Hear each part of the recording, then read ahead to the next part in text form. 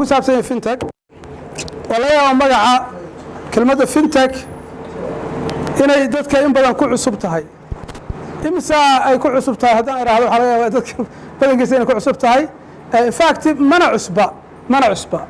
oo waxaan ku qanacsanahay hadda dadka hadda hoolka fadhiya qof aan isticmaalin inuusan jirin hadhow markaan fasiro baa la ogaan doonaa in ay tahay wax iska normal ah oo dadka intiisa badan ay isticmaalaan su-aasha marka waxay tahay mawduucan xaggeebu calaaqo kala leeyahay mawaadiicdii hore ilaa shalay aynu soo dhiganaynay waxaan filayaa shalay waxaynu soo dhiganay modes of financing islamic bankinga qaabka ay financinga u sameeyaan waxaan soo dhiganay maxay ku kala duwan yihiin islamic banking iyo non islamic banking maxay ku kala duwan yihiin waxaan kaloo soo dhiganay roolka ay islamic banking ay ku leeyihiin economic development waxaan kaloo soo dhiganay anwaac ka mida mucaamalaadka bunuugta ku tacaamusho ee mamnuuca sharcan sida ribada iyo waxa la midka ah mawduucan marka technology-gu inta badan calaaqa wuxuu la leeyahay mode of delivery mode of financing buu ahaa yani business modelka waa aragteen markii business modelku wuxuu ka kooban yahay in general 3 rukni oo waaweyn 9 waa laga yaabaa inuu gaaro 3daas marka kan ugu horeeya waa value proposition oo ah in businesskani uu customerska uu needskooda pain pointskooda inuu solution u keenayo xal u keenayo oo qofku wuxuu lacagta ka bixinayaa waa solution aad u barafaar garanayso qofkii aad siinayso waxaa kaloo business modelka ka mida isaguna value delivery waxaa kaloo isagan rugniga saddexaad iyo value capture 3daas rugni baa ugu waaweyn business modelka fintechku marka inta badan wuxuu calaaqo la leeyahay value delivery business modelka marka la fiiriyo okay waxaan marka ka afeefanayaa waan rabaa inaan hormariyo waa laga dadka in badan hadda galabta inay u fadhiyaan inaan sharxo ama aan faahfaahiyo waa maxay blockchain si halkaa ka muuqda blockchain biometricska iyo wax la xiriira iyo technology-gu siduu u shaqeeyo sababtaa technology-yadan financial technology mid kastoo ka mida keligiis baa koorso u baahan siduu u shaqeeyo marka galabta insha allahu tacaala kama hadli doono waa laga yaabaa youtube-ka videoga inaad ka daawataan hadda ka hor aan duubay oo waa maxay bitcoin soomaali buu ku qoran yahay qofkii marka cryptocurrency-ga iyo blockchain-ka inuu wax ka fahmo raba videogaas waa daawan karaa haddii la yidhaahdo waa maxay bitcoin laakiin galabta insha allahu tacaala ma sharxi doono aad uma sharxi doono waa maxay blockchain technology-gani qaabkeeba u shaqeeya cryptocurrency waa maxay iyo waxa la midkaa iyo technolojiyada kale insha allahu tacaala aan tilmaami doono waxaan ka hadli doonaa insha allahu tacaala in general faarisada in la wadaagi doona lakiin intaa gudbin waxaan rabaa inaan idin weydiiyo hal su-aala ilaa xad intee la eg baa technology-gu direct impact ku leeyahay nolosheenna maanta imisaas leedihiin boqolkiiba imisa ya boqolkiiba 85 annaga xilligaanu ardada ahayn technology ma jirin faynus baanu wax ku baran jirnay markii hore markii dambe jaamacadda aan gallayna markii aanu wax qorayno waxaan wax ku qori jirnay typewriter baan wax ku qori jirnay laakiin hadda technology-gu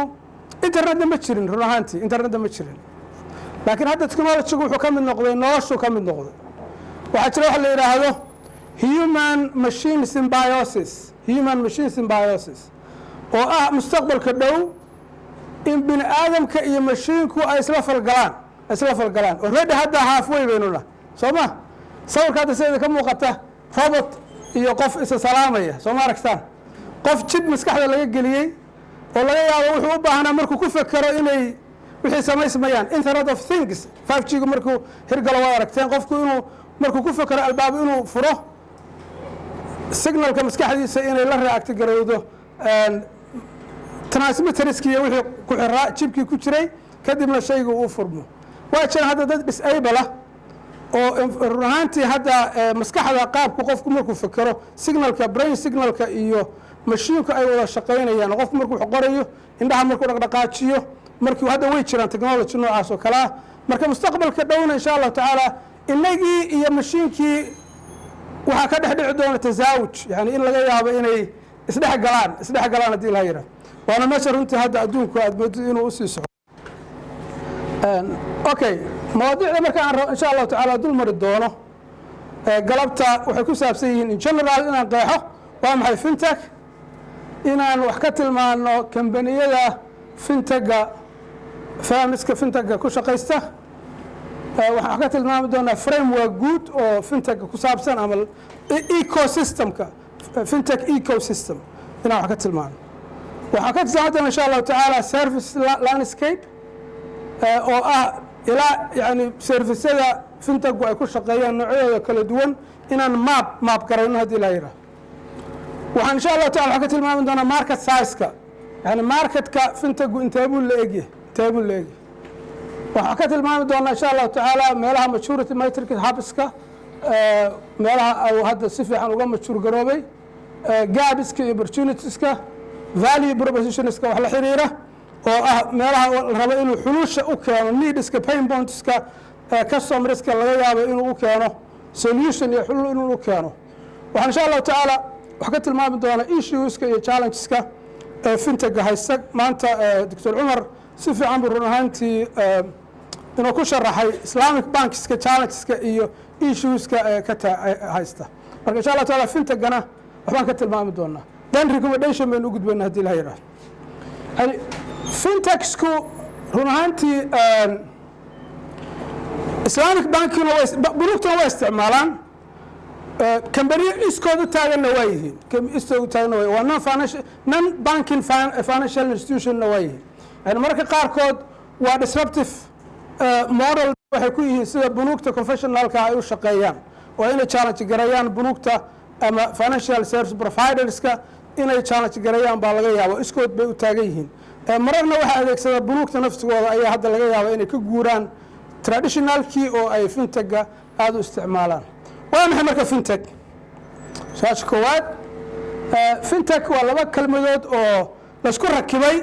carabi waxaa loohan jiray murakab masji ragna waxaa dhigan jiray laba kelmadood laisdhex geliyey oo ah financial and technology financial technology marka waa financial technology kelmaddu bay u taagan tahay intaa marka aad baa loo fahmi karaa yani waa technology muhiimadiisu ay tahay inuu improve gareeyo ama automate gareeyo the delivery and the use of financial services yani financial adeegyadii maaliyadeed ee financiga inuu deliverygoodii yani deliverygu waxaan ka wadnaa in adeegii customerskii la gaarsiiyo inuu sahlo ama uu horumariyo okay daa waxaan filayaa waxaan nidhi qof hadda hoolka ku jiro aan isticmaalin financial technology ma jiro runtay ma tahay haa maya qof aan isticmaalin ma idinku jiraa okay si kale aan u idhaahdo qof aan sahal lahayn ma idinku jiraa sahal qof aan lahayn ma idinku jira may soo ma dan financial technology waa isticmaashaan sahalku macnihiisu muxuu yahay mobilekaaga adoo isticmaalaya waa technology inaad wax gadan kartid soo ma aragtid inaad lacag diri kartid inaad lacag paymentigu waa meelaha aada ugu hergala way financial technology marka inagu marka si fiican baynu dhinaca uga isticmaalnaa sahalka haddaynu isticmaalno waafi baynu isticmaalnaa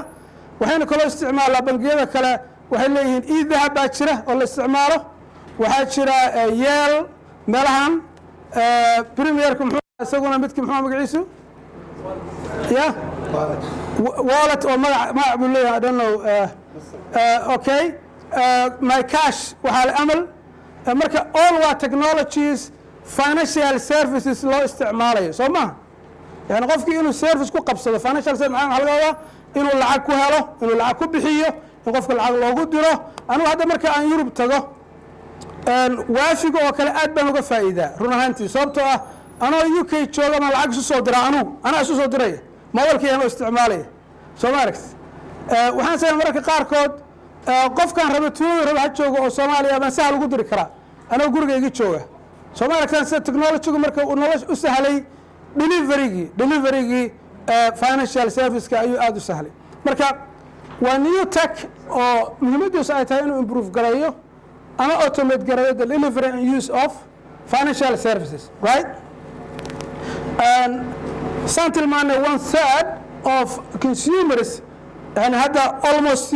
ugu yaraan 1/3 Soomaaliya hadda inagu technology-ga runtii waa jecel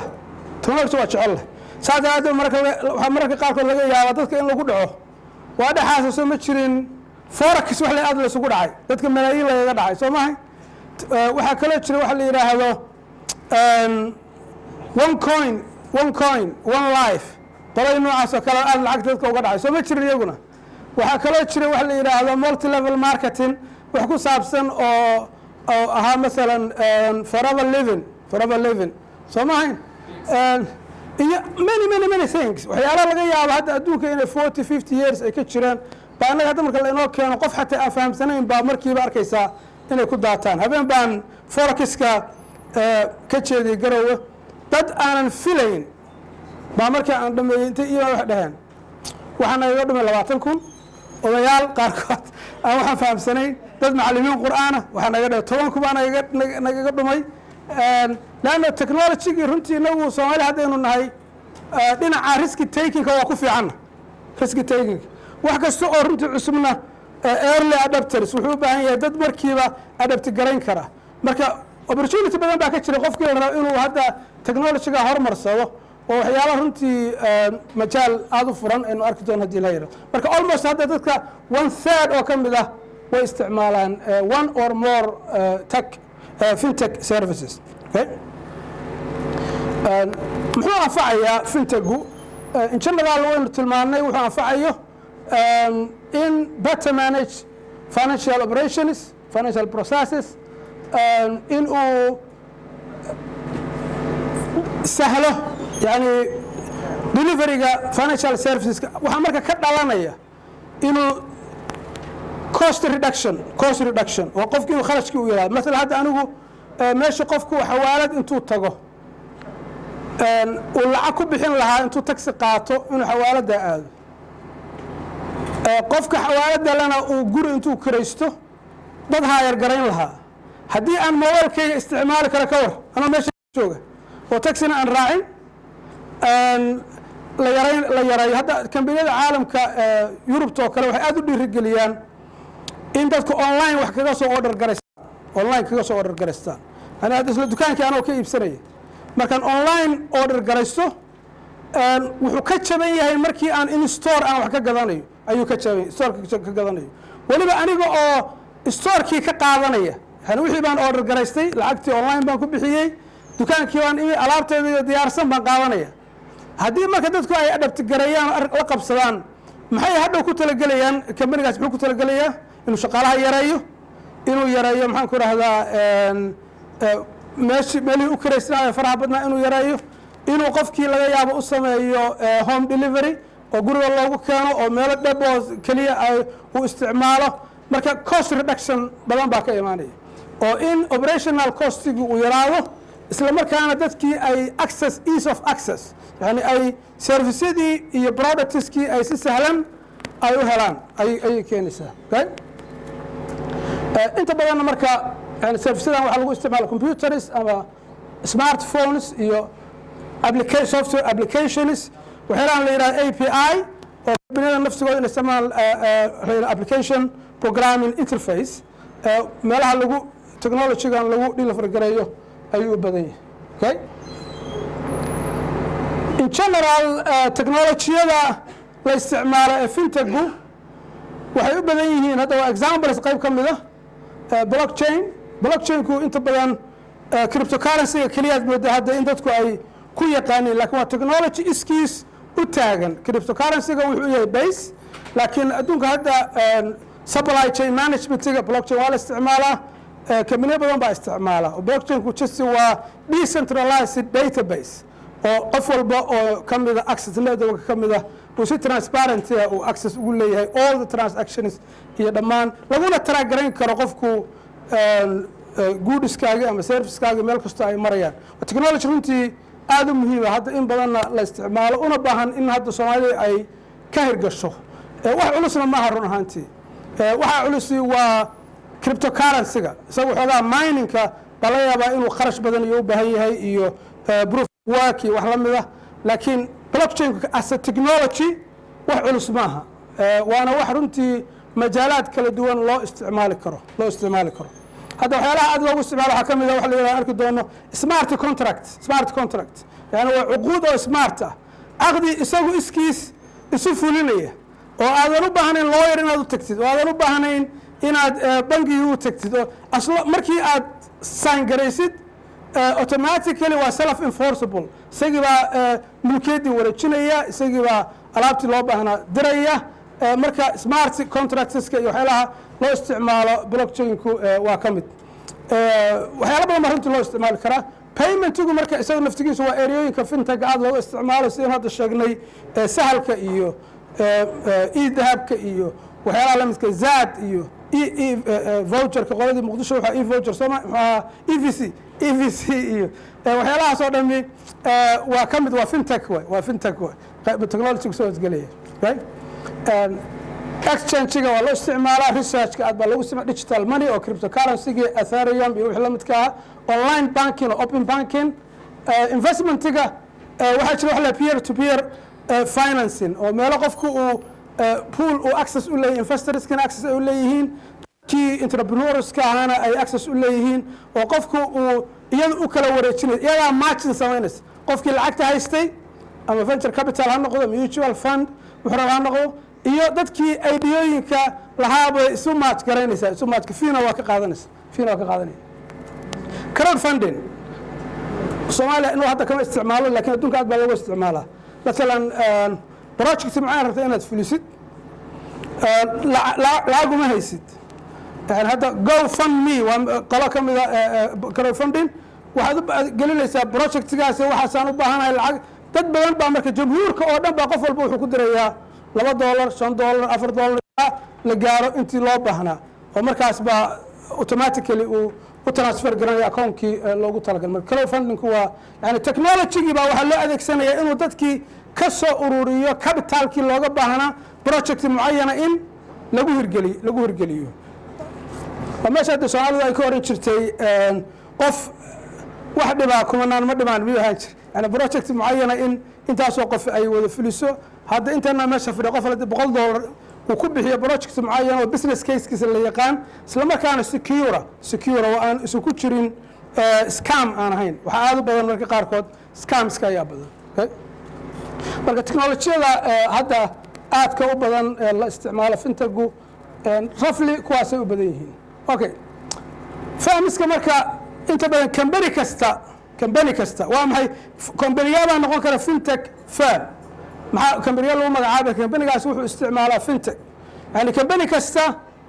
oo isticmaala internet mobile devices software technology iyo cloud services inaga hadda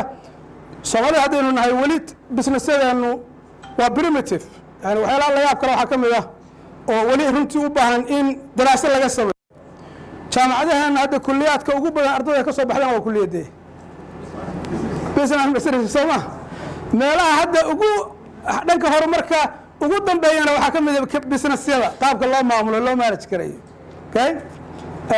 marka halkaasi waxaa isleedahay marka problem baa ka jira sababtoo in ardayda ugu badan jaamacadu waxa ugu badan educate garayaan ama koorsooyinka ugu badan ay bixiyaan hadduu noqdo business management isla markaana waxa la manage garay waxyaalaha ugu puursan inay yihiin businesskii qof waxaad arkaysaa leh 100 milyan buu haystaa at the same time haddaad tira waa maxay your business model he can't explain soo ma jeedi yani ma ku sharxi karo haddaad tira waa maxay strategiga business strategiga aad ku compete garaynayso waxa laga strategiga in loo haysto wax 10 sano kadib la fulinayo inay tahay wax la mid ah soo ma aragtay marka problemku somewhere baa problemku uu ka jira marka dhinacaas run ahaantii waa problem marka company kasta oo runtii hadda waxaan u soo wadaa marka cloud services cloud hadda inagu company business kana cloudku waa technology available inoo ah oo qofkana cost saving hadda aniga haddaan 10 company oo waaweyn hadday joogaan hadda Puntland way company kasta uga baahan yahay infrastructure inuu lacag badan geliyo oo datadiisa iyo uu ku process karo isagoo oo cloud system isticmaali kara يعني waa cost saving يعني shaqaalay ku save garanaysaa accounting kii baad cloud system isticmaali kartaa why do you need inaad the same aad gasho cost iyo infrastructure qofka kale u galay lacagtaas waxay u baahan tahay in majaalaad kale la geliyo waan available oo hadda internetka fiber optic baynu haysanaa weliba hadda dhowr khad baa puntland hadda yaal khad labaad khad saddexaad baa inuu soo socdo marka isagoo intaasoo infrastructure ay jiraan in kambaniyada haddana ay ka baqaan cloud inay isticmaalo hadda cloud hadda aad google nafsiga kulis ahaan google waa isticmaala waxyaalaha qaarkood google cloud baan u isticmaala waxyaalaha qaarkood marka iyo qoloyna kalena waa jiraan okay marka cloudkaasi wuxuu u baahan yahay hadda adiga markaad email leedahay fiiri waxyaalaha laga waxaa email marka hadda adiga aad leedahay gmail oo aad isticmaalayso sirtaada businesskaaga aad u isticmaalayso serverka ay ku jirto daytada xaggee buu yaallaa yaa leh ya yani cloud system cid kala haysa serverka anytime buu iska kaa xiri karaa oo wixii ay kugu jiro dhan imse qof buu ka xirmay account oo yidhi waxaan garan waaya passwordkii wax la midkaayo soo ma garan marka waynu trust garayna dhinac marka loo fiiriyo dhinacna weli ma trust garayn marka systemka cloudku aad buu runtii important u yahay in marka company kasta oo isticmaala toolskaas internet mobile devices software technology cloud si uu financial service u sameeyo companygaas waxaan leenahay waa fintech firm companygaas waa company isticmaala technologyga financial technology isticmaalo way macnaheedu waa fintech firm okay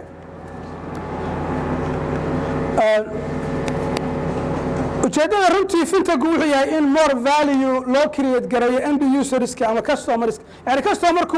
waa inuu wax kuma qabaa ziyaado ah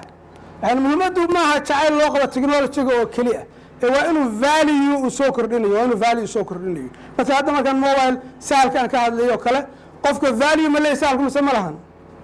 haddii maanta sahalka caawa laa qadar allah uu istaago hal saac maxaa dhacaya isleedihin puntland maxaa dhacaya isleedihin shaah gadan karaa ma jiro yani qof wax la bixi karaa ma jiro u fiirso sida pain point xanuunka qofka uu dareemayo soo ma aragtaan valuega uu deliver ganay maca dalika waa free yani quite strangely soo ma aragtaan waa free meesha hadda Embasa Safaricom revenue-gooda sanadkii 40% ka mid ah wuxuu ka soo galaa Embasa ka soo galaa sababta each transaction waa lacag laakiin inagu haddaynu nahay dadka deegaankan waxaa moodaa in wax walba in free nala ku siiyo keliya aan jecel lahay khidmada noola qabanayo in free ay noqoto okay maalin dhexdaas hadda waad ogeyda dowladda puntland mar bay waxay joojisay sahalka $1 wax ka yar in la isticmaalo dadka qaar baa waxay isticmaaleen hormuud sim card iyo telesom guess what ma ahayn free maahayn lacag bay dadka la charge garaynaya yani 0.02 dadkuna diyaar bay inay bixiyaan sababtoo ah in uu waayo inuu jajab wax ku bixiyo waa kaga xanuun badnayd inuu qofku bixiyo 0.002 cent inuu bixiyo okay dollar inuu bixiyo waay marka iyadoo intaasoo infrastructure iyo security iyo firewalls iyo intaasoo staffa iyo iyadoo lagu bixiyo qofku maxaadan diyaar ugu ahayn in aad ka bixiso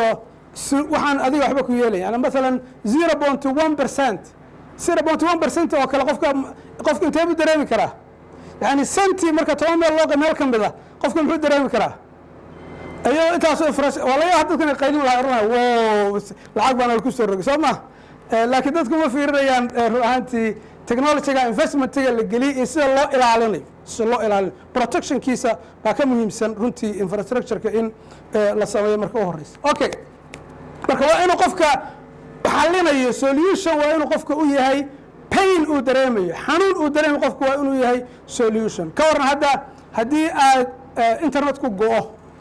qofka xanuun intee laag buu dareemaya haddii ay signalka telecommunicationka uu go'o qofkii aad u baahan tahay hawl kugu taaganta xanuunka aad dareemaysaa muxuu yahay marka qofka waa inuu value greater value waana sahlantay runaantii dabcan walaalayaal dadka inay yidhahdaan hadda seebaan anigu financial technology u geli karaa majaalkaas waa su-aal furan wey yani qaabkee bay suuragal iigu tahay inaan businesska noocaas oo kale aan galo su-aasha marka gadaal baan u daynaya dilayna waa ka mid hadda almost shaxda meesha ka muuqata okay qaabka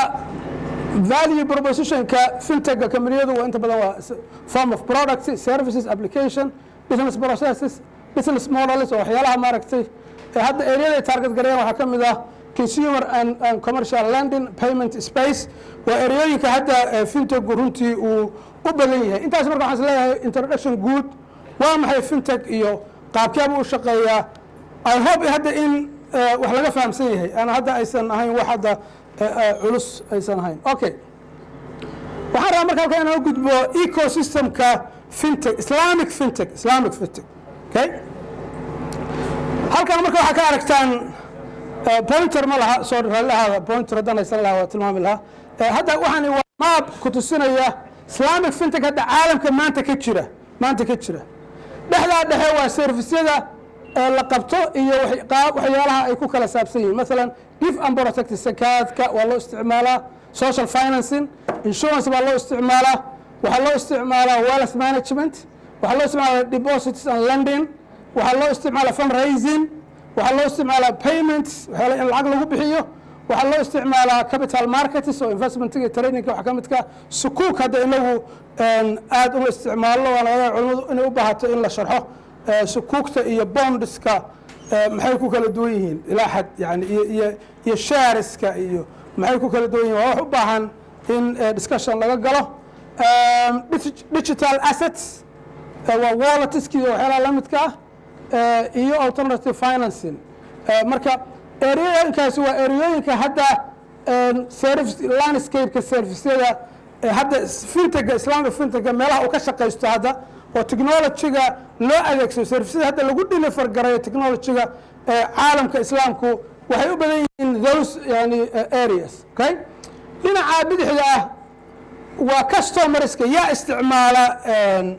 financial technologieska مثلا waxaa isticmaala inta badan high net worth individuals waa dadka dhaqaalaha fiican haysta waa isticmaalaan mass affluent low income-kuna waa isticmaalaan dadka aan run ahaantii marar fara badan fintech wuxuu xal u yahay dadka la yidhaahdo unbanked dadka aan buluugta accesska u lahayn sida IDB-yada iyo dadka low income-ka ah sabab waxaa lagu yahay waxaa laga yaabaa qofka bankiga markuu furanayo account in lagu xiro shuruudo fara badan iyo damaan iyo wax la mid ah laakiin markuu furanayo sahal account inaan wax badan ku xirayn soo ma ama idahab account oo lacagtiisa uu ku manage garaysto sahalka iyo wax la midka mawaalka ku manage garaysto marka xal waxay u tahay mararka qaarkood dadka low income-ka waxaa customer organizationska businesseska financial institutionska waa buluugta iyo wax la midka iyagana waxay u yihiin customers dhinaca kan markay midigtahay waa enabling technology-yada laga yaabo inay fintega hadda ay u adeegaan waxaa ka mid ah AI hadda inagu aad uma isticmaalo artificial intelligence Soomaaliya adduunka hadda aad buu u yahay wax aad u faafay laakiin inagu weli inama soo gaarin culusna runtii maaha artificial intelligence waxa weeyaan yani waa machine learning iyo robo advisor robots in robot booskii laborka shaqaalaha in robots laga isticmaalo marar fara badan hadda inagu customer service-ka waxaa laga yaabaa intii kambaniyada hadda customer service-ka sameeya bixiya ama technolojiyada bixiya waxay leeyahay hadda shaqaalo badan oo taqriiban laga yaabo shaqaalaha u shaqeeya kambaniga 30% inay ka shaqeeyaan call centers iyo customer service baa laga yaaba okay haddii marka AI la isticmaalo waxa inaan loo baahan oo qofku markuu soo waco robot machine baa u jawaabay oo wuxuu u baahnaa oo dhan u xalinaya okay marka isagana waa inuu ka efficiency yahay sababtoo qofkii mararka qaarkood waxa dhici karta intuu qofku soo waco inuu ku dawiyo ama uu si fiican aan ula hadlin ama wax la mid ah yani xataa shaqada naftigeeda deliverygeedii ayaa laga yaabaa inay u fiicnaato garanaya wax fara badan oo cost ana waa save garanaya marka technology-gaasi AI-gu aad baa loo isticmaalaa data and analytics big data hadda inagu waxaanu sameynaa transactions aad u fara badan oo ballaaran baynu sameynaa maca dalika transactionskaasi ma analyze garayno laakiin inaad data analyze garaysaa profile bay ku salaysaa inaad samayso xataa customerka profile gar behaviorkiisa baad ogaanaysaa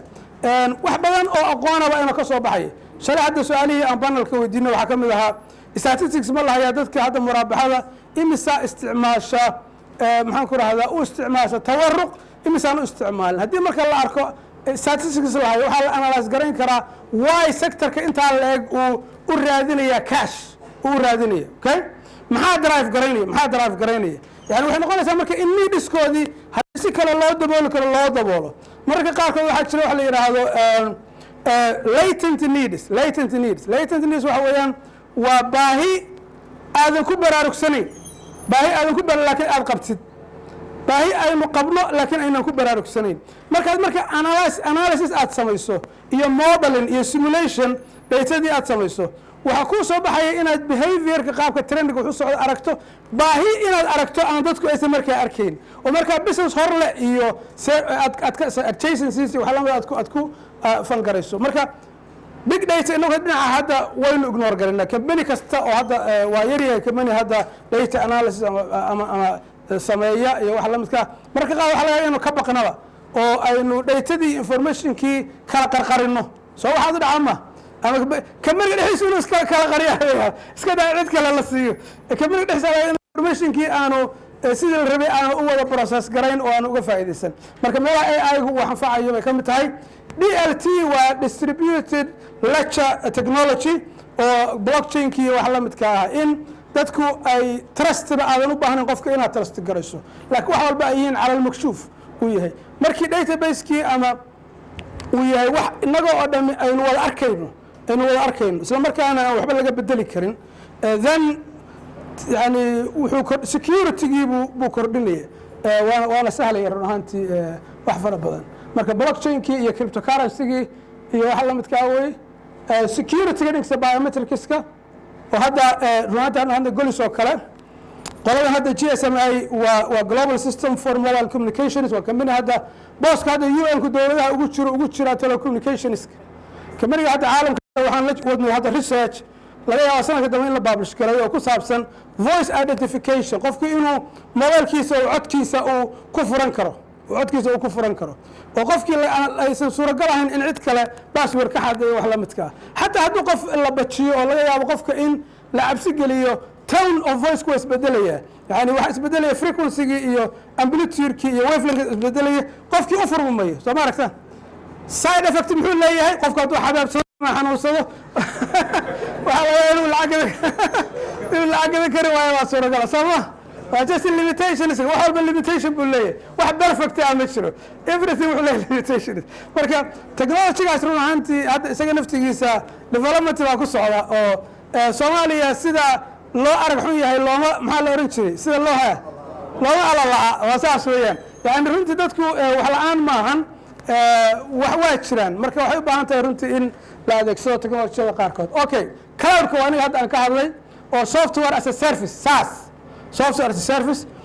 in mararka qaarkood dadku ay trust garayaan annaga hadda naftigeeda third party baa jira golis naftigeeda aanu la shaqayno oo platformka isticmaala oo yani software-kiiba as a service ahaan ba qofkii iyo application-kiiba looga iibinaya waa technology marka fududeynaya maxaan ku rahdaa financial service-kii fududeynaya okay dhinacaan hoose operationska Islamic Fintech operations back office-ka IT-gii HR-kii compliance-gii accounting-kii waxaasoo dhan baa isagana fintech-ga ka mida ecosystem-kiisa in loo isticmaalo middle office risk management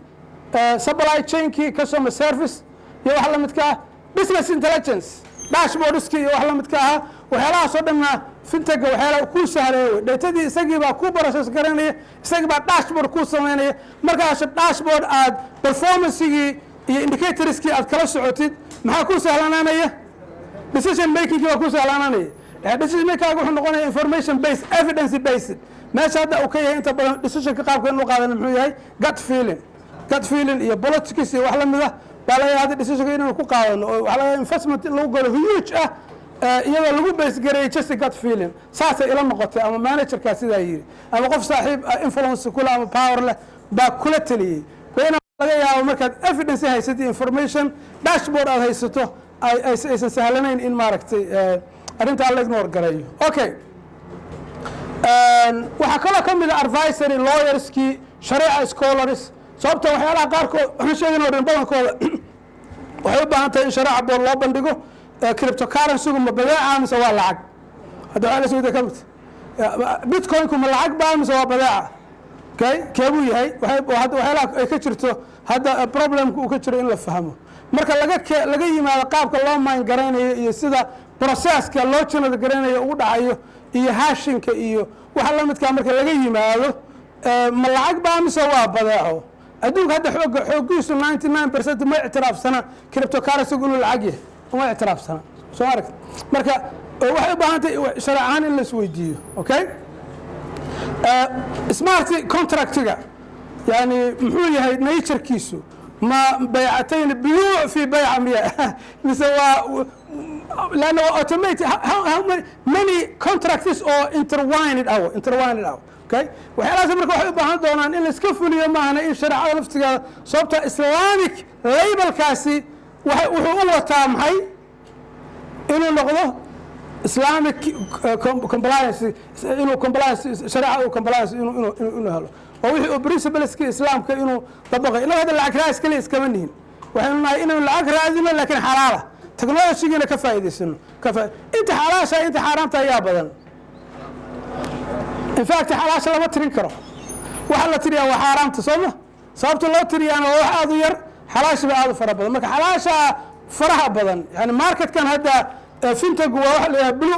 blue ocean ma maqasho waxa la yidhaha blue ocean market waa market dadweyn furan oo aan yani aad saa rabto ugu dhex socon kartid waay red oceanku waa markii uu ka jiro competition oo market saturated uu yahay marka waa market runtii furan xalaashaasna marka ay u badan tahay una baahan in maaragtay loo hadda e-commercegu aad buu loo ku yidhaha waa fintech buu ka mid e-commercega market hadda online ah weli waa ku dhiiran la-ana hadda waa jiraan marketyo online ah laakiin dadku hadda intay isticmaalaan baa weli aad u yar oo qofkii inaad wax ku gadato onlinekii lagu soo deliver garay adoo gurigaaga jooga taxi uusan kaa bixin islaamaha qudaartooda inay ku gataan online oo guriga iyadoo joogta loo soo hordhigo yani waa businessyada run ahaantii hadda ay sahlan tahay in dhakhaatiirtii iyo waxyaalo badan baa runtii looga faaidaysan karaa oo technologygii u baahan in fintech ahaan looga faaidaysto okay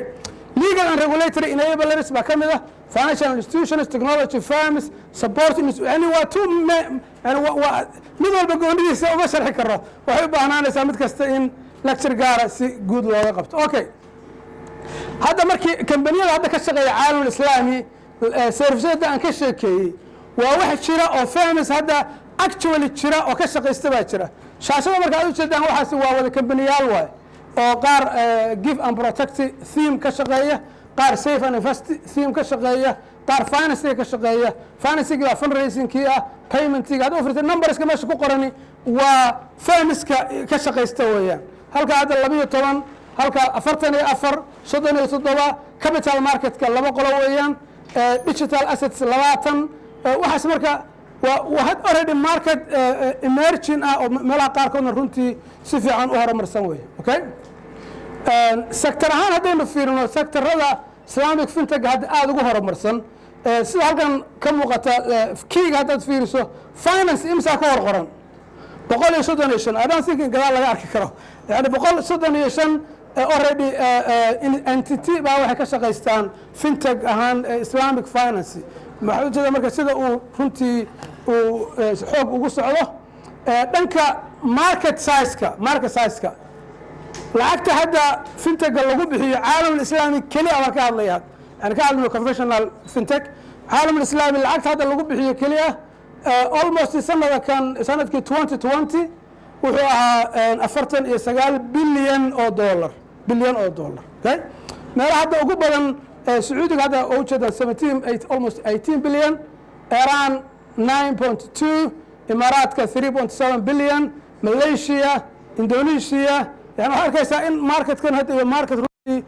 soo koraya oo capital badan gelinayo okay saa hadda sheegay almost 2020 wuxuu ahaa 49 bilyan 2025 waxaa la expect garanayaa inuu marketka fintega islamic countrieska uu gaaro 128 bilyan inuu gaaro oo dollar okay growth ratekiisu yani compound annual growth ratekiisu islamic fintega waa boqolkiiba 22 boqolkiiba 25 in fact 22 yes meesha uu ka yahay conventional fintech global boqolkiiba 15 uu ka korayo okay islaamka leanna waa wixii waa curdin caalam islaamka waa ku cusub yahay almost si exponential u socdaa marka exponential growth buu ku socdaa soo ma aragtaan globally islamic fintech wuxuu ka yahay 0.7% fintech marka la fiiriyo sababtoo ah caalamka oo dhan layna ka dhaqaalo badan in fact layna kana tira badan soo ma laakiin still markaynu ka nahay 0.7% waxa laga yaabaa waa in next year ama the year after ama the year 25th in uu noqdo 10% iyo wax lamida inuu gaaro sababtoo rate-ku waa 21% meeshuu kan kale ka yahay 15% okay halkan marka waxaa idinka muuqda index wadamada loo sameeyey sida ay u kala maalgashadaan ama ay uga shaqaystaan islamic fintech ratingka hadda waddanka ugu xooga badan waddankee wey malaysia soo ma aragtaan malaysia technologyga si fiican bay ugu horeysaa ragga reer malaysia ahaa ka yimid iyagaa maaragtay si fiican ula socda sacuudi carabiya iyo imaaraadka iyo runtii si fiican bay iyaguna u maalgashadaan waa nambarada ku xiga surinam iyo niger iyo soo ma aragtaan meelaha ugu hooseeya where is Somalia in the list Somalia aawe marka dayta lagama hayo okay laan maaha macnaheedu inaynu ka liidano surinam iyo niger aan ka liidano laakiin macnaheedu waxa weeyaan waynaan waxba iska qorin wax research haba yaraatee lagama sameeyo kambaniyadeennu report ma soo saaraan ardadana badanaa waxba kama qoraan yani waa area weli aan cidina aysan marka waxay u baahan tahay in la ogolaado in research laga sameeyo researchku run ahaantii kambaniyada businesska waxbuu tarayaa aqoonta guudna waxbuu tarayaa reputationka marketka iyo kambanigana wax weyn buu tarayaa hadda run ahaantii waxaan aad uga xumaayay conferencega hadda ima muuqdaan raggii jaamacadaha ka socday waa meelaha oo rag la rabay inay researcherska iyo I don't know inay hadda yaana dulminin waa laga yaabaa inay ama anigu inaan aqoon baa laga yaabaa inay ku jiraan laakiin kolley baris maaha soo ma meelaha la rabay inay iyagu danaynayaan ugu horey ardadu waa ku mahadsan yihiin waa joogaan in badan oo ka mid a run ahaantii waa ereyinka u baahan in la xoojiyo oo research laga sameeyo saa daraaddeed baynu waxaynu uga maqan nahay listiga baynu uga maqan nahay okay dhanka meelaha uu ka yahay majuurka already hadda waxbaan ka tilmaamnay malaysia iyo imaaraadka iyo meelaha runtii ugu horeeya way market leaderska sacuudi arabia iyo ku soo xigaan iyo iran waxaa iyaguna hadda emerging kuwait iyo bakistan iyo qatar iyo wax la midka ah inta kalena waa dormant almost okay dhanka meelaha opportunity uu ka jiro iyo gabiska service ahaan marka la fiiriyo fintega waxyaalaha hadda aadka loo maalgashado oo technologyga loo isticmaalo waxaa ugu horeeya paymentska inagu hadda aad baynu kaa isticmaalaa wanaga waxaanu isticmaalnaa sahal iyo idahab iyo evc iyo baynu isticmaalnaa iyo applicationna kale deposits and lending fundraising oo markii capital loo baahday iyo meelaha hadda si fiican u hana qaaday waxaa kale oo isaguna momentumkiisa uu sarreeya laakiin volumekiisu weli uusan sidii la rabay gaarsiisnayn servisyada ku saabsan digital assetska iyo social finance iyo capital marketska meelaha hadda iyagu hadda madaxa la soo kacayo welina aan si fiican u hana qaadin waa wealth managementiga iyo waxa la midkaa waa ereyooyinka la raba hadda in opportunitygu meeshuu ka jiro wey meesha opportunitygu ka jiro u baahan in dadku ay ka faa'iidaystaan oo u create gareeyaan technology ku habboon oo la san qaadi kara suuqa okay potentially yani waxyaalaha intan iska sharaxaad guud qofku u baahan inuu wax ka fahmo مثلا artificial intelligence maxaa loo isticmaalaya muxuu tarayaa haddaan isticmaalo مثلا inuu automate gareeyo labor intensive taskska inuu customer experience-ga kor u qaado iyo wax la midka predictions inuu sameeyo yani waa ka gudbi doonaa timeka anigoo save garanaya sababtoo kuwani waxay sharaxayaan technologiyadii islamic fintech loo isticmaalayay iyo waxa yani solutionka problemka ay xalinayaan okay marka waa mar gaaray u baahan tahay in si guud run ahaantii loo sharxo waa ka gudbaya kuwan okay halkan marka waa driverska yaa bushgaraynaya islamic fintech yani cidda bushgaraynaysa yaa weeye oo marketkan ama technologygan siinaysa fuelka uu ku soconayo okay waxaa fangareeya waxaa ka mid hadda waa government initiativeska dowladdii wasiiradii baa nagala jooga soomaaliya waxaa moodaa dowladuhu soomaaliya ka jira dowladda dhexe ha noqoto dowladaha ha noqdo gobollada ka jira ilaa in intaa leeg bay encourage gareeyaan kambaniyadu inay technology cusub maalgashadaan mise waa hindar gareeyaan yani su-aashaasaa u baahan sababtoo ah markaad fiiriso xeerarka marka la dejiyo in lagula dagaalamayo okay xeerarka dagaal badan baa na dhex mara central bank ha noqdo ama hay-adaha kale ha noqdo markii aad ay xeerar dejiyaan axmed adiga in kugula dagaalamayaan waxaa laga yaabaa inay soo koobigareeyaan waddamo kale wax ka jira oo already hirgalay oo u baahan regulation fiican waxaa jira wax la sandbox regulatory sandboxes termka maaqa ragga legalka inay hore u maqleen sandbox waxa weeyaan in la siiyo technologyga majaal uu ku hirgalo inta aan wax regulation laga soo saarin okay si waxaan u hana qaado laakiin haddii wixii markii uu dhashada aad madaxa kaga istaagtid soo problem ma marka waxaa madaxa shuruucda marka la dejinayo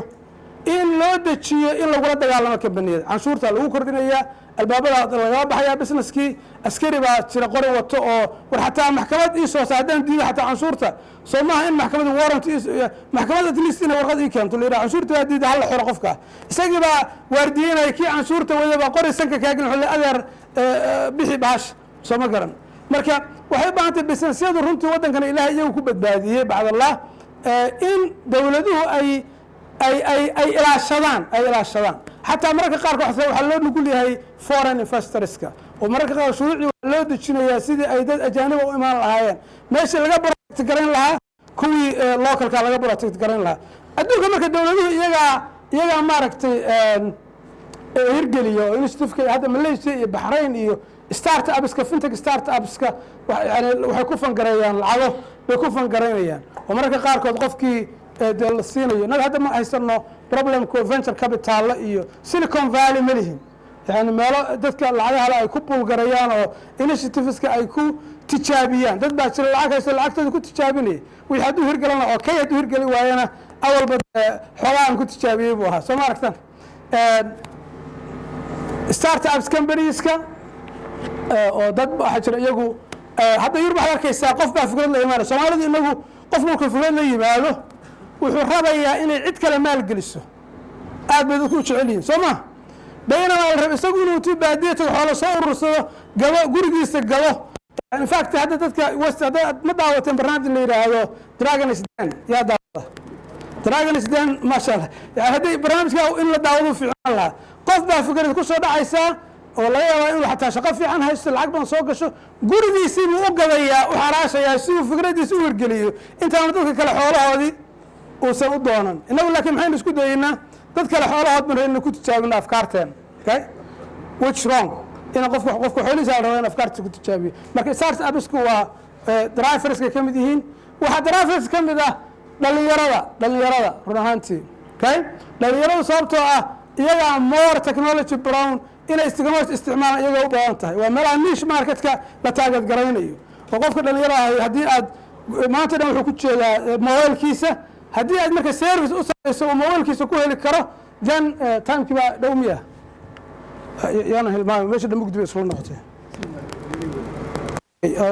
right good issueska marka aan ku soo ku boodo issueska runaantii in badan waxay la wadaagtaa Islamic banking iyo wax la midka ah maanta Dr. Khayr Allah siiyo waxaan filayaa Islamic bankska ragga maamulayaasha aysan ka xanaaqay ahlu caraaf buu ka dhigay Soomaaliya wuxuu yiri waa ahlu caraaf yani wax ay qarqarkii way saaran yihiin meeshii waxay ku hayaan serviceyadii haadaantii lagu dhici lahaa afkeedii bay taagan yihiin Soomaaliya xoolaha marka in xagga loo turkana waa la rabaa marka waa la mid dhinacaas oo hadda shariica compliance-ga cryptocurrency-ga oo kale dadka hadda waxa arkaysa Soomaali badan oo ku weydiinaya maanta hadda baa wuxuu soo weydiinayay wuxuu yiri ma waxa igula talinaysaa Coinbase inaan isticmaalo market mise inaan isticmaalo buy finance okay yani waa market lagu kala gad exchange lagu sameeyo cryptocurrency-ga okay marka waxa ka horeysa intaan kugula talin in waxaan aad market keeba ku fiican qaar wuxuu fiican yahay dadka beginnerska wax la midka oo sida Coinbase oo kale buy finance waa more advanced intaan kugula talin which market you have to use waxa ka horeysa horta waxaan Islamic limayahay wax xalaal ah baa ka horeysa okay dadku in badan baa dadka forex-ka galay laga celin waayay forex-kii dadka qofku uma galayo in fact سؤال أباها واحد استعمالي فوركس ما هي مثل ما هو another question لكن حتى ذلك فوركس كاستعمالي سؤال بدن با يقول سويدين وإحنا حلال ما هي مثل حلال معها just العقم اللي جه ليا كليه ماشي العقم اللي جه ليا كليه الله يابا إني تدبرنا أو قلان ثاني رأيت وخلط وقفك إنه رزق رايس كإنه سحلال رأس الله باهي مركز شريعكم بلا يسقوا مهم جدا awareness كتك in general iyagana waa muhiim jiddan dadku technology-gan intaan isticmaalin waa inay aware ku yihiin issueska calaaqada lala oo dhan iyo riskiyada iyo waxa la midka ah inay aware ku noqdaan aad bay runtii important u tahay iyo inay fahmaanba waa ujeedin hadda problemka inay ka haystay islamic banksku ama sidii confessionalka muraabaxadu riba yani iyo mise riba maaha waana waxa kaliya lagu shaqeeyo inta badan marka financial technology waxaad u malaynaysaa isagu aad uga sii xag jira multi level maalin bidhaasa waxaan ka hadlay multi level marketing qolaa marka waxaan sameynay dadka chance waxaan u siinay ku shaqeysta inaan la kulanno marka hore intaanan kala hadlin si public lecture aanan uga jeedin waxaan marka isu keenay dadka ku shaqeysta barnaamijkaas waxaa la yaab lahaa dhalinyarada ku shaqeysanaysa xoogoodu dhalinyarada dadka ugu laban baa hayadaha ka shaqeystay waxa la midkaa bay ahaayeen gabdhahana liid garaynayay run ahaantii businesska waxa weeyaan businessyada gabdhuhu ay ku liid gareeyaan buu ka mid yahay markii dambe waxaan ku soo xiray ninka u ah representative imaaraadka u jooga waxaan soo gelinay laayinkaan soo gelin waxaan leeyahay waxaan intaan laga hadlin waxaan horta shareecada muwaafaqsana waa inaan isla fahanaa how it works waxaan seebuu u shaqeeyaa markaan isla fahamno qaabku u shaqeeya kadib bay u baahan tahay in la yidhaahdo okay waa isla fahamnay wuxuu u shaqeeyaa 1 2 3 4 5 marka shareecadii muwaafaqsan mise muwaafaqsana soo maaragsan marka awareness-kaasi dadku inay iska galaanna loo baahna waxaa la rabaa inay aware ku yihiin dhammaan riskiyada ama ha noqdo riskigu shareeca wax la xiriira ama wax kale financial la xiriira inuu noqdo disruption baseka waxa weeyaan masalan qaabka loo hirgelinayo technology naftigiisa iyo paceka uu ku soconayo xawaaraha uu ku soconayo waxay u baahan tahay naftigiisa in ay la saan qaadi karaan marketka iyo businessyada iyo customerska iyo qaabka loo hirgeliyo naftigeedana waa issue challenge jira weeye regulatory framework waa challenge jira oo qaabka loo regulate garaynayo hadda regulationka problemka hadda ayaan tilmaamay inta badan waxaa Soomaaliya regulationkeedu wuxuu ku dhisan yahay wadamo kale wax laga soo koobigareeyay oo laga yaabo inaan applicable 100% ku ahayn situationkan hadda maalmahana central bank uu ka niqaashayay xeerarka ku saabsan financial institutions law iyo xeerarka ku saabsan insurance iyo wax la midka technology-ga waxa ku saabsan MMT-ga actigiisa waxaan filayaa inay mar wax soo saareen mobile money payment-ga waxaan filayaa wali waxaan laga hadlin fintech in general waa area wali xataa regulation aanu Soomaaliya ka jirin marka regulatory problem framework-na waxaa ka jira cross border fintech operations inay wixii wada shaqeeyaan iyadana waa problem ka jira oo haddaan anigu isticmaalay one application qof kale aan isticmaalay another application suuragal ma tahay inaan isu tallawno waa hadda masalan e-dahab iyo sahal oo kale ma isgeli karaan mise isma geli karaan kambaniyada qaar hadday wada shaqeeyaa waa jiraan oo hadda zaad iyo sahal iyo evc iyo kuwo waxaa jira iyagu ay sahlan tahay dadku inay isu diri karaan laakiin cross borderka naftigiisu iyo cross country wuxuu rabaa ha noqdo waa issue jira fundingku waa issue isaguna jira human capital dadka wixii aan fahamsanayn aqoon aan lahayn waxay u baahan tahay the more technology loo baahdo in la isticmaalo AI ha noqdo blockchain ha noqdo waxay u baahan dadka skillska lahaa in la helo haddii aanay jirin dadkii skillska lahaa iyo capacity-gii lagu waxayn lahaa waa problem shaqaalihii aad qabsanaysay baadan hayn waxay noqonaysaa from scratch in qofkii adigu aad train garaysid jaamacadaheena naftigeennii iyo manhajta lagu dhigayo iyo marketku islama socdo waa problem weyn jira kaas runtii waxaan isla socon marketka sababta jaamacadaha naftigoodu sida hadda regulatory boardiyada wadanka oo kale ay meelo kale looga soo koobigareeyo shuruucda baa laga iyaguna manhajta meel kale looga soo koobigareeyaan oo laga yaabo meelo kale waxaas lagu dhigaa marketkan waxaan ma looga baahanayso lama baahna inaan la isweydiin baa laga yaaba ardaygan aad soo saarayso waa arday noocee ah yani graduate profile qof noocee baan rabaa inaan soo saaro qof skill noocee baan rabaa inaan soo saaro qof masalan base intee la knowledge ahaan qof intee la eg bay tahay inaan soo saaro qof behavior noocee bay tahay inaan soo saaro qof yani waxyaalaha aan runtii la isweydiin bay ka mid tahay oo u baahan in dib loo eego marka human capitalku waa problem government support yani dowladdu inay support garaysana run ahaantii waa challenge mararka qaarkood waayo hadda saalka dowladdu waaga dhaweyd ay tiri hala joojiyo waa laga yaabaa inay dhinac kale ka eegeysa iyo shil Soomaali iyo wax la mid ah oo u baahan isaga naftigiisa in la isweydiiyo legal tendency ma leeyahay mise ma lahan waraaq 30 sano ka hor 30 sano wax boqol oo la daawacanay yani ma tahay lacag mise lacag ma iyo naftigeeda u baahan in la isweydiiyo waxyaalaha marka u baahan in support dowladda looga helo oo dowladda waxaa la rabaa inay bush garayso kambaniyadii inay ku saacido shaqo abuurkii bay samaynayaan technology-gii bay horumarinayaan inay u sahasho inay maaragtay ay hadda waa aragteen waxaa leeyahay hadda kambaniyada Puntland waliba khaasatan jooga problem gaar ay qabaan yani hadda wasiirka inuu golaha wasiirada naga gaarsiiyo waa u baahan tahay kambaniyada Puntland ka shaqeeya problem gaar ay qabaan sababtoo waxaa la midig la dheelmo federaalkuna waxa weeyaan shuruucdiisa iyo canshuurihiisu ka qaataa Puntlandna waa ka qaadataa marka waxaa la midig la dheelmo Soomaa yani beenaha kambaniyada ka jira Muqdisho kaliya federaalka ay la tacaamulaan كمبنية سؤالنا كتير سؤالنا كله لا تعامله سمعت لكن أنا أقول لا يرجع ولا يعني وأكو خصبنا هاي صار ردد ببريشر يبادن أن صارنين ملها كلا يشران أو بهرنتي دولته إنه سبورت جريان أوكي وحفلة أنت أسئلة كوسو قلقين دون إن شاء الله تعالى وهي هذا الله بهذا السؤال إنه سيفا يسندونا أدب ما ستي جزاكم الله سلام بانك أدب لكم هذين يا ملشان إن كوب العوية هيد كنتي ساق من قابسي وأنا الله بهنا كونفرنس كنا عنا كلا إن لبديو next time أنا نقطة ما لقوا سوي شيء research papers new information novels وحيالها على كانوا وبلا ونكسن وكم هستي جزاكم الله خير عبد الرزاق يتيم كلاو إذا تاجرية بنوك تكلاو يومنا تشتري وجزاكم الله خير أنت اسمك سوق الجوين يا مهستين بارك الله.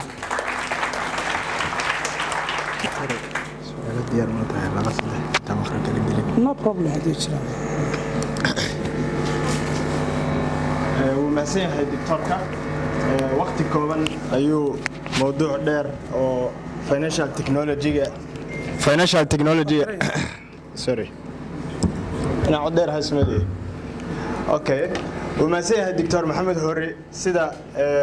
عجيب كه ووقت آدو كوبان موضوع آدو بلارن financial technology ويساقي لفتي يسمى دلوك قوني وباهن وليبا صوماليا سيدو دكتور كشاقي آد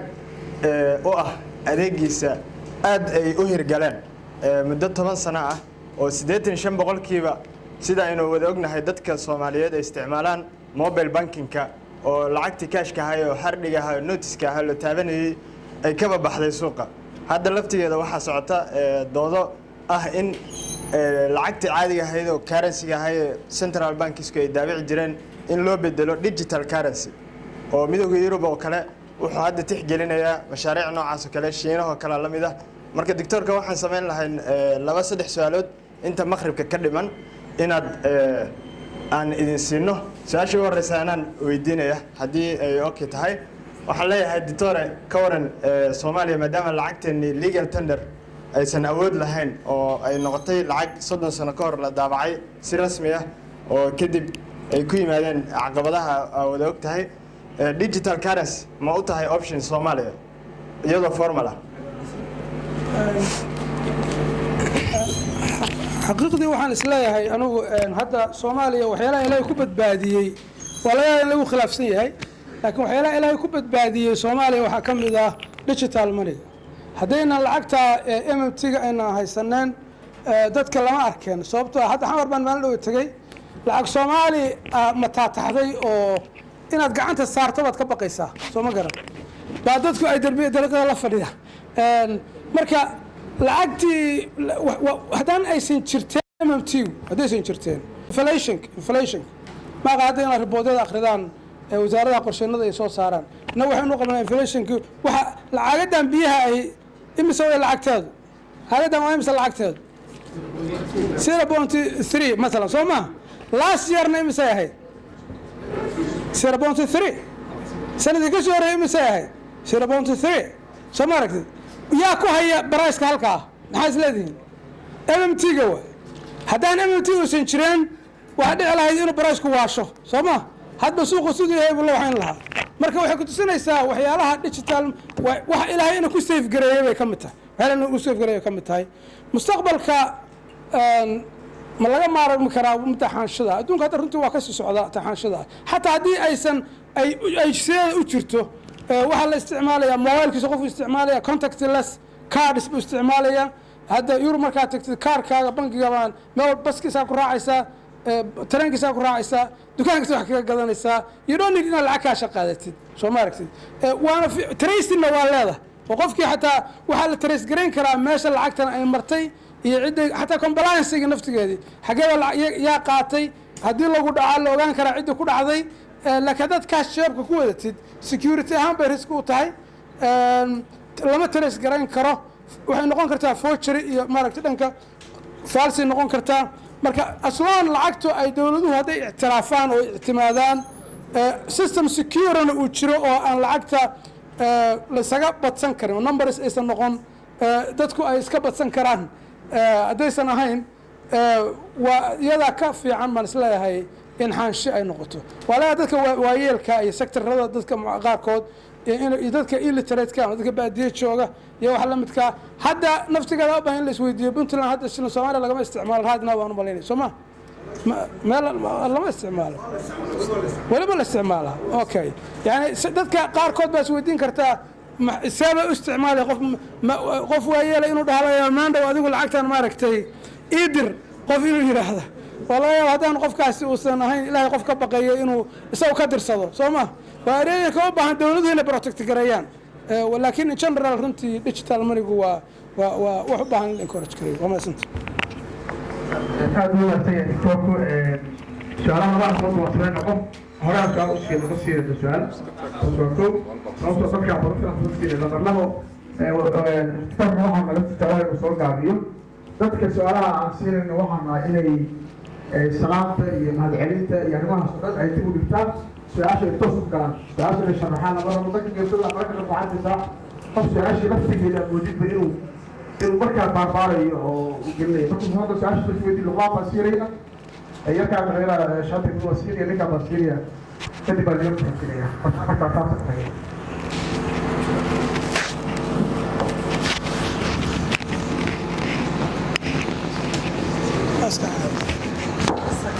معلم بان هاي شيء أنا سكت على maadaama ay salaan baan noqoto wada su-aashaan toosna ugala rabaa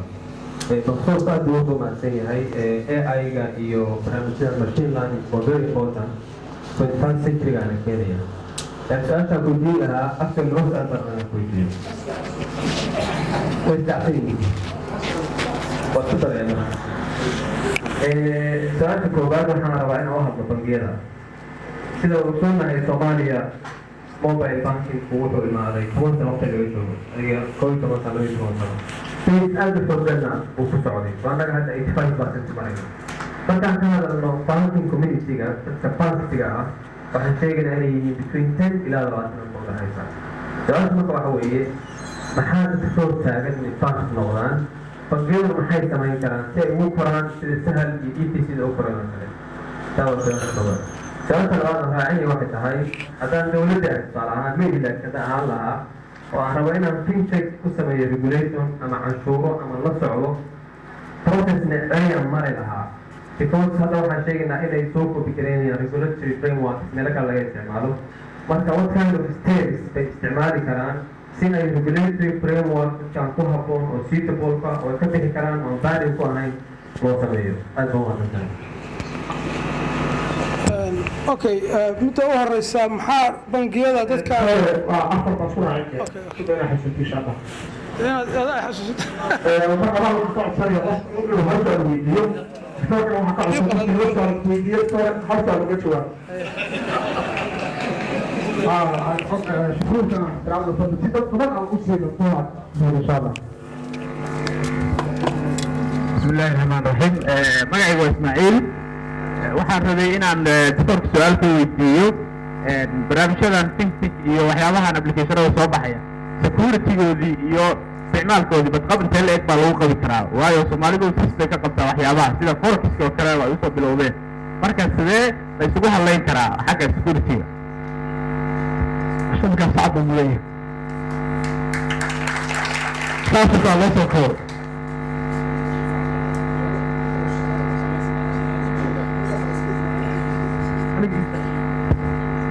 جزاك الله خيرا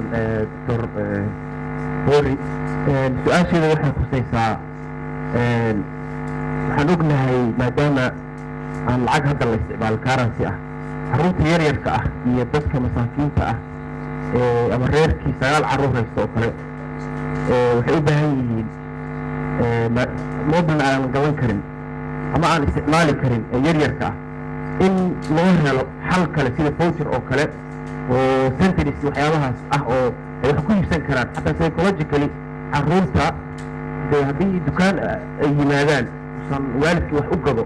laga yaaba hadduu isaga haysan lahaa vouchers haysan lahaa inuu 3 jeer 2 jeer kusoo noqon lahaa dukaanka xalna u heli lahaa inuu wuxuu doono gato saxiibka soo kaxaysto marka carruurtii choicekooda xataa waxa moodaa inuu maqan yahay marka arrintaas doctor bal wax nooga sharax.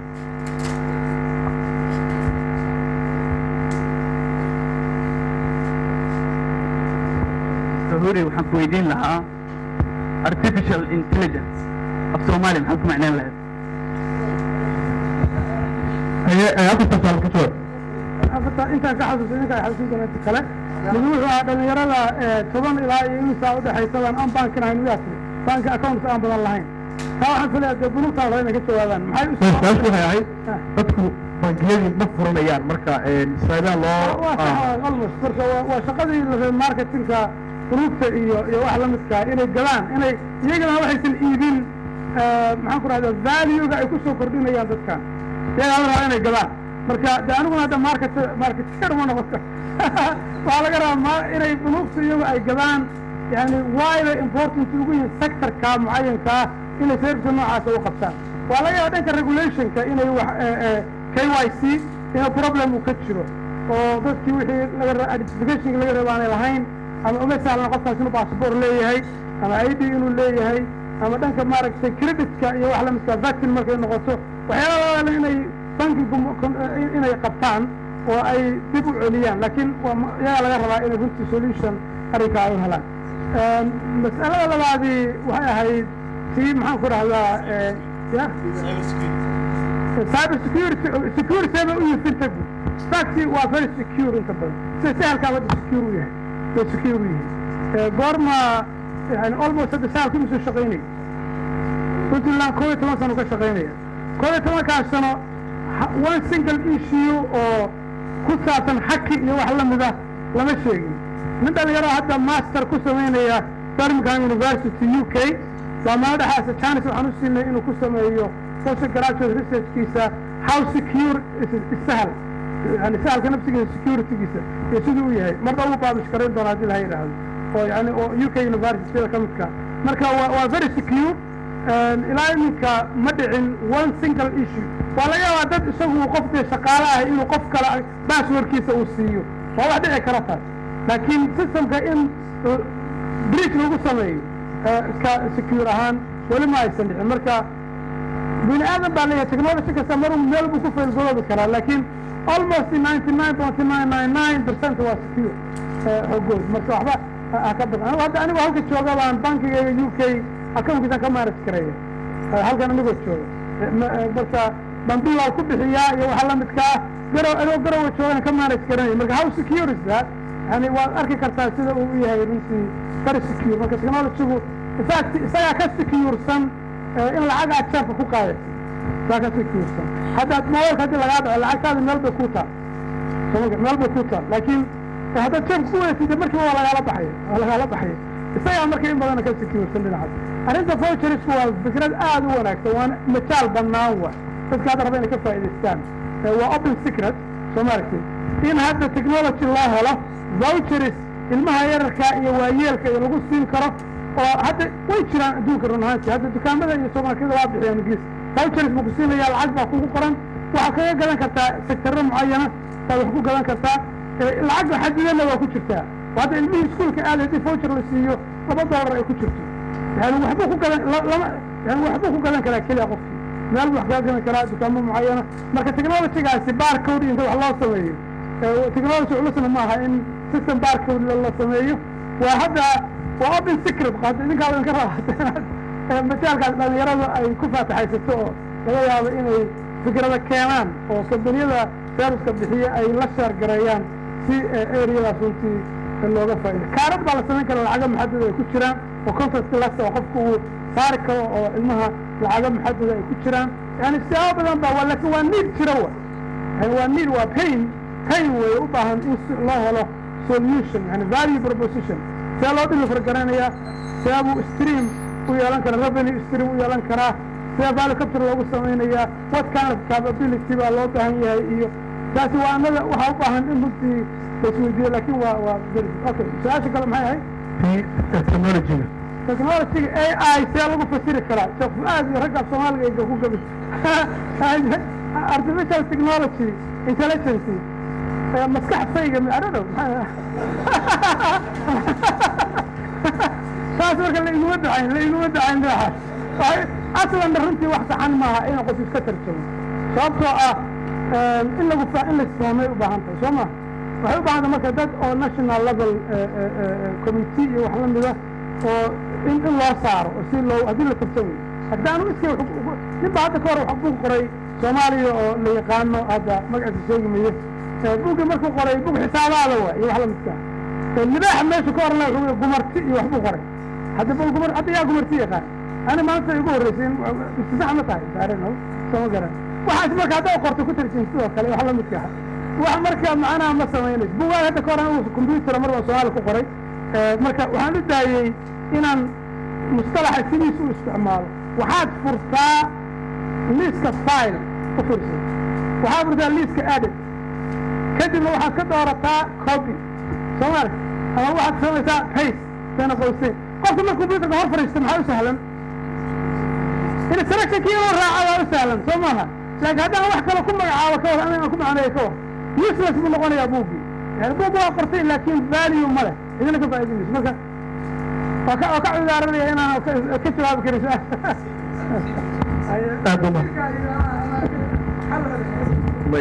السلام عليكم دكتور هذا ما صدق ما هو إن هذا كجوابه artificial intelligence مرة بينها كجوابه كليه وحنا ربا قولي هدول إني على بحنت الصناعيان marka hore anigu waxaan ka mid ahaa guddiga Soomaaliga ugu dambeeyay ayaan ka mid ahaa haddii la doonayo ereyga in la fasiro af Soomaali erey bixin loo sameeyo waxaa la rabaa horta macnihiisa oo dhan in la sharaxo si wanaagsan loo sharaxo markaa waa loo helayaa erey bixin fudud laakiin markaad soo qaadato artificial intelligence dadka luqadda ingiriiska yaqaana artificial intelligence macno gaara ayay luqadooda ugu leedahay haddii aad doonayso marka inaad Soomaali ku fasirto waxaa loo baahan yahay macnihiisa dhabta ee buuxa inaad meesha keento markaana waa fududaanaysa ما دون waxaan isku dayay book science oo Soomaali iyo English sandwich isku ah inaan waxyar baa ka dhimanaa in fact less than 20 pages wax la mid ah aad baan markaa ugu rafaaday bisaraaxa yahay wala waxaan isku dayay inaan raadiyo buugtii Soomaaliga iyo erebrintii xilligii dawladda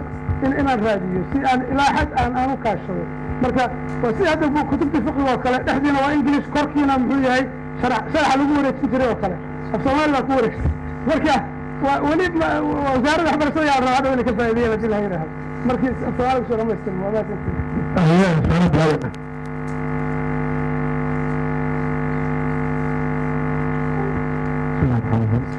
والصورة ومرتبطة سؤال شكرا وحوية زي بنجية الإسلامية ووفا يستكران بس أقوانت أوليه سوء برتي وكذلك كبنجية حاجة ضد دولة دي علمي تسوء برتين وبنجية دي أيضا قادمة اوكي بسم الله الرحمن الرحيم كل عودين لها خلاص وقف كان سالك يدار فيه مeel meesha looga saari karaa marka hadda daafirto saaliga qaadan mayso markaan dul istabana idaabiga qaadan marka qodobkaas sidee loo gudbi karaa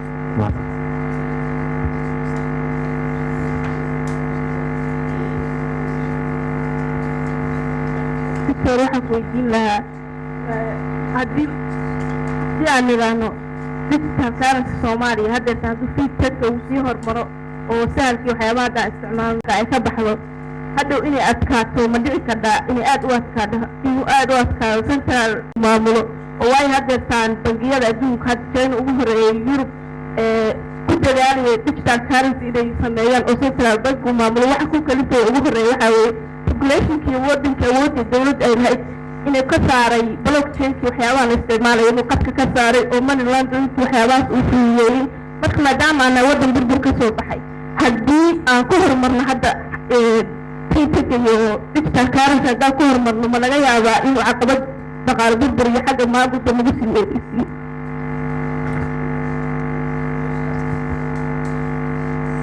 bismillah su'aasha baan rabaa inaan soo galo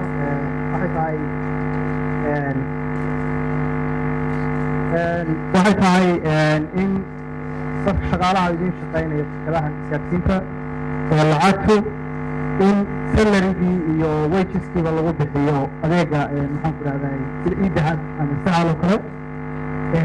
ma jira regulation ama bangiga dhexe ma sameeya wax risaaf ma la yaqaana lacagta hawada ku jirta hadda golis oo kale hawada ugu jirta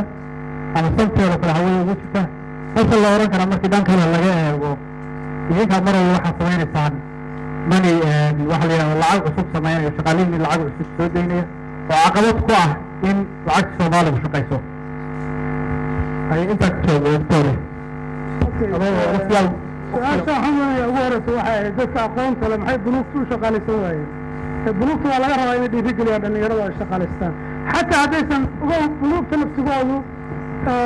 budgetkoodu limit mucayana buu leeyahy operational costigoodu wixii inay wax faa'iideen bay rabaan qof kasta oo dhallinyaraha ma shaqaalayn karaan laakiin maxay samayn karaan waxay samayn karaan inay chance u siiyaan internship iyo qofkii inuu experience kororsado iyo markii uu voluntary work inuu sameeyo oo markay shaqa soo baxdo markaa qofkii uu Soomaali haddii ma jeclin voluntary work Soomaaliya waxaan rabnaa markaa meel lacag helan inuu helo waxaan rabaa qofku inuu diyaar u yahay inuu tababarto muddo ku dhex jiro markay fursad soo baxdo markaa uu galo capacity banku waa xadidan oo yani haddii la yiraahdo qof cid kasta oo soo baxdo ha shaqaaleeyo waa offer capacity problem buu noqonaya oo dhaqaale ma samayn karo meesha hadafkiisu waa lacag in laga sameeyo profit la sameeyo marka taas bunuugtana waa la rabaa inay dhalinyarada ay la xiriiraan oo si dhiirigeliyaan mararka qaar projectyo loo sameeyo dadka aqoonta u leh waa loo baahan yahay run ahaantii iyaguna dee limid bay leeyihin loo cudaaray u baahan yihin mararka qaarkood masalada maxaa problemka idahab iyo sahal inaan isgelin in fact waa problem u baahan in regulation u baahan dhanka dawladda iyo trust u baahan sababta lacag baa laisku yeelanaya soo ma aniga lacagtayda waxay iga aaday sahalka idahab bay ahayd haddii hadhow aan ka heli kari waayo ka war bangiyadii waxay isku yeelanayaan lacag bay isku yeelanayaan oo yani ila servicada backbone infrastructure waa la kala isticmaalaya waa sida robic oo kale hadda somtal iyo golis ma isgalaan telefoon ahaan ma galaan soo ma laakiin telesom iyo golis waa isgalaan waay sababta qoladan heshiis mucayana ka dhexeeya oo waxbay kala ceshadaan sibay u tacaamulaan laakiin qoladan tacaamul kama dhexeeyo waxay u baahantay marka dawlad iyadu regulate garaysa oo wixii ilaalin karta interestiga kambaniyada dhan ilaa la helo marka dawlad noocaasna waa adag tahay inay isdhex galaan laakiin runtii waa barriers u baahan in meesha laga qaado inay isdhex galaanna waa habboon tahay gabadha dhanka digital moneyga Soomaaliya runtii central bank hadda website-kiisa geshid hadda lacagaha laysanada iyo price-kooda maxaa ku qoran baa isleeyihiin waxaa ku qoran US dollar baa ku qoran okay